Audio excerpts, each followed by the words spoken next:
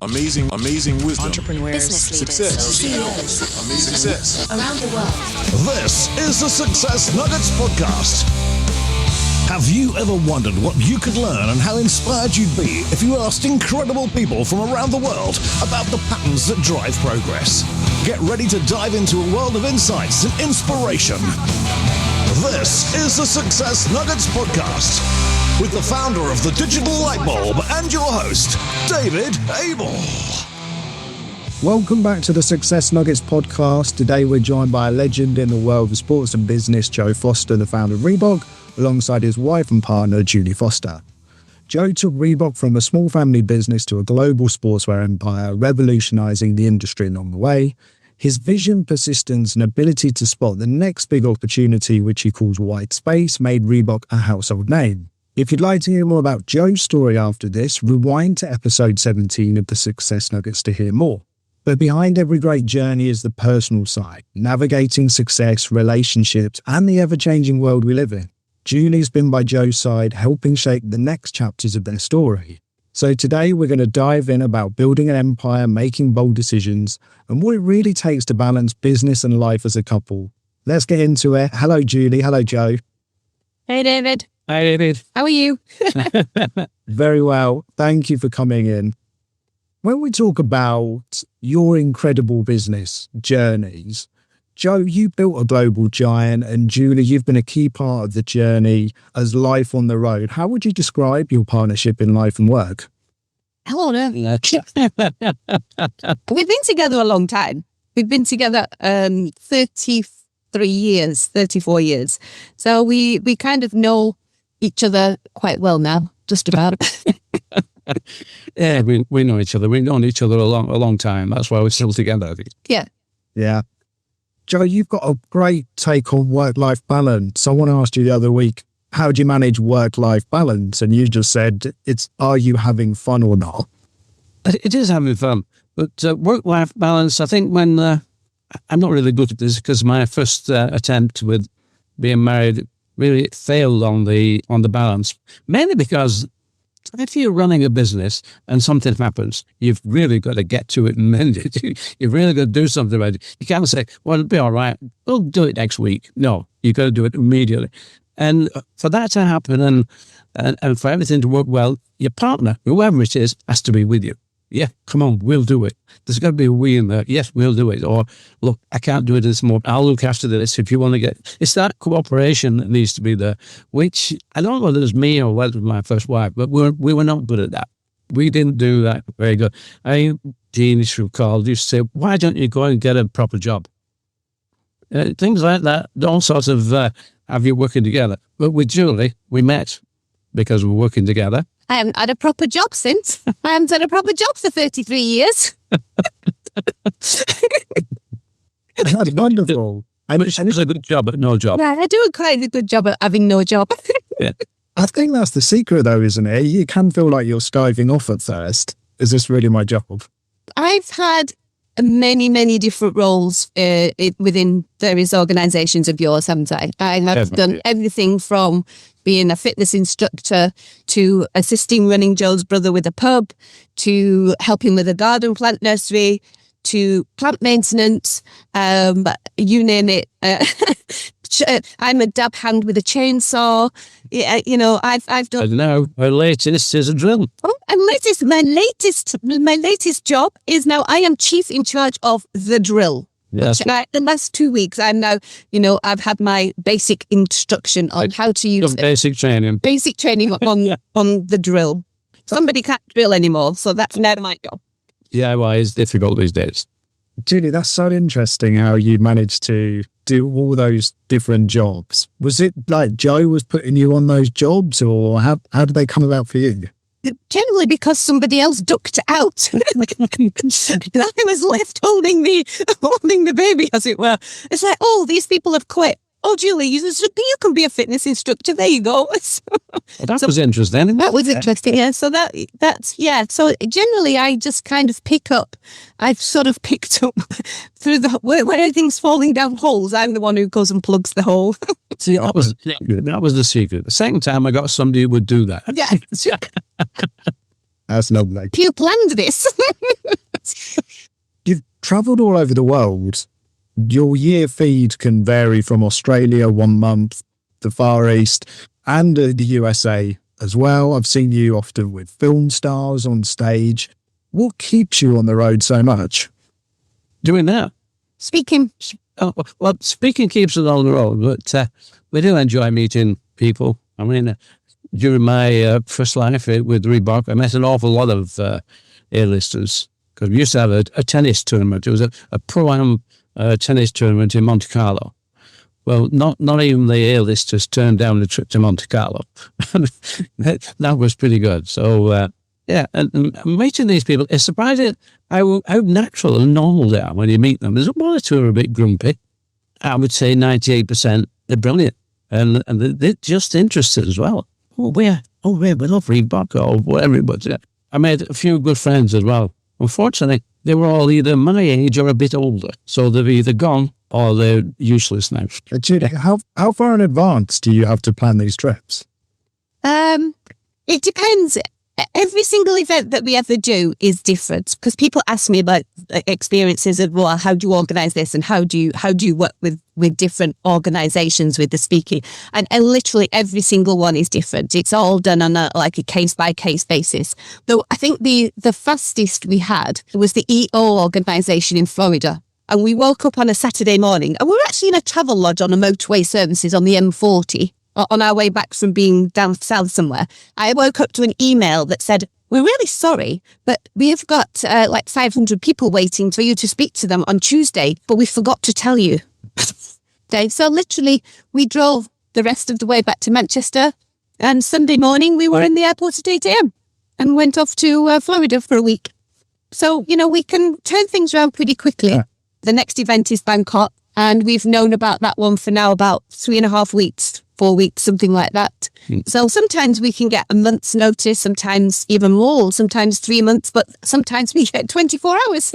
The danger if it's 3 months in advance. Yes. Those are the ones that collapse. Yes, they are. You're going along, then somebody says, oh, something happens. Yeah. It's too far ahead, so something happens along that timeline. And when that happens, and that's happened to us now twice with Sri Lanka, and then everything, because you try and make contacts. We're going to Sri Lanka, and from Sri Lanka we were going to Bangkok, which made sense. It's only 3 hours from Sri Lanka to Bangkok. 13. Yeah, it's like 10 and a half hours down to Sri Lanka, but from here, and it's also it's like 14, but for us it's 2 7s and a 3-day break in between.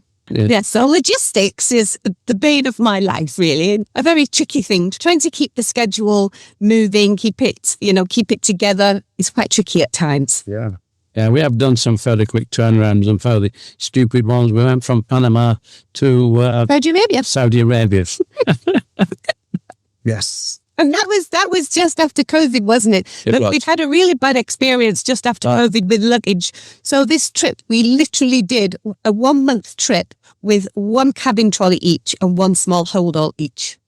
I think there'll be many operations directors there feeling there's someone in the same boat as them, Julie. Despite your successes for many, many years, you've never lost your community spirit. You're always making time for others. You've created a book community called Survive and Thrive, but it goes far beyond that. There's thousands of people who I think would appreciate your time. Why is that so important to you? Well, it keeps us going. Building that community is all about having people around you. And I couldn't think of anything worse. Julie's father, he had a bad hip and he wouldn't get it seen to. And his friends around here, they passed away one by one. They went, and he had to sit here, and he didn't seem to worry him. He had television or he read books, but I wouldn't like that. I would like to sort of just be looking out of the window, and that's my future. Eventually, he did get going, but his doctor said, get that hip done. And he believed his doctor. He wouldn't believe us, would he? He wouldn't listen to him. Because he'd had a bypass, he thought that the chances of him surviving, going through having the hip done would be sort of small. But in my opinion was, look, you're not having a life now. You won't know if you die under anaesthetic. You won't know. You're going to say, do something. No, I couldn't sit and do nothing. we just like being busy. We always like being busy. We always like doing something, even if we're at home. I mean, you can't see it from here, but the laptop is on top of a 1,000-piece jigsaw. That is 70% done. And on the other side of the room is my art. So, because we're in a bit of a lull before we travel, in between various Zooms that we have to do, we never just sit there staring at the walls. That's right. And with that commitment to community and having people around you, and that was a really beautiful way to describe it as well. How has meeting so many different people shaped your perspective on life and business? Well, I think it's amazing what you learn from people. And you do. Every day is a school day when you're talking to people about what they've done. And the amazing thing is, especially with this book, Survive and Thrive, the stories, I'm in awe when they're telling the story and think, my God, I thought I'd done a lot. I thought I'd been around it. But some of these people, they're amazing stories. Yeah. Absolutely amazing. Speaking 5 or 6 languages, leaving sort of war-torn countries. It's just amazing what they've done. Yeah, it's amazing to meet such a diverse group of people as well. Sometimes if you like just do the speaking events, you're just going to meet the same sort of thread of people. But doing the book series, it really expands the sort of network into so many different types of people, so many different countries, so many different areas. We're really loving meeting the diversity of types of people.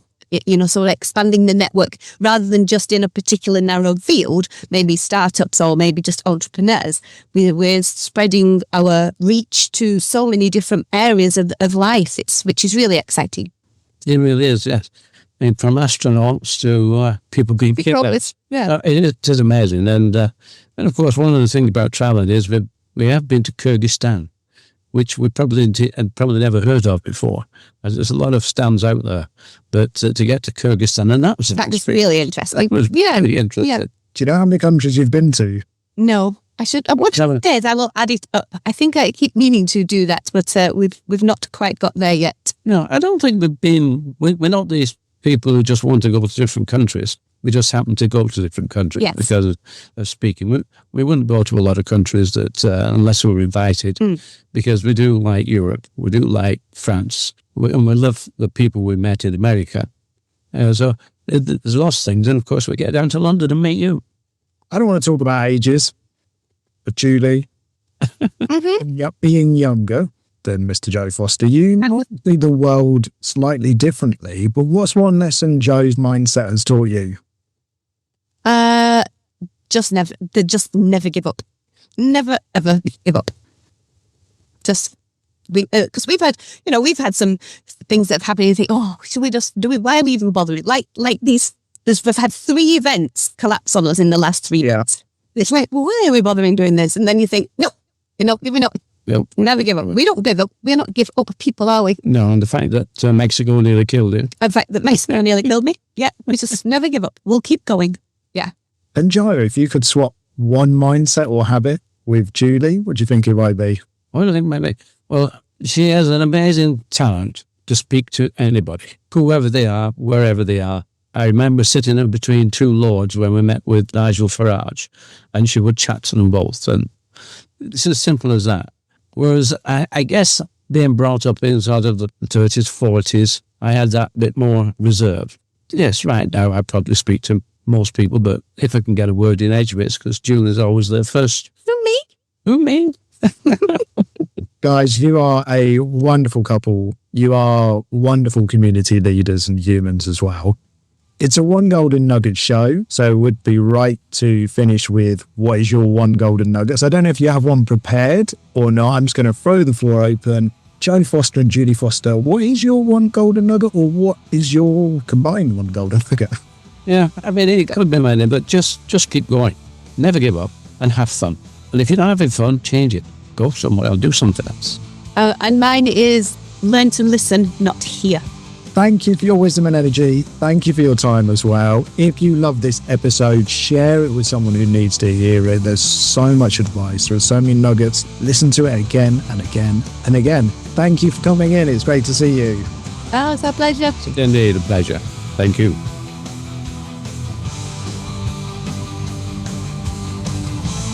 Join David and his incredible guests next time on the Success Nuggets podcast. And to find out more, visit onegoldennugget.com. Thank you for listening.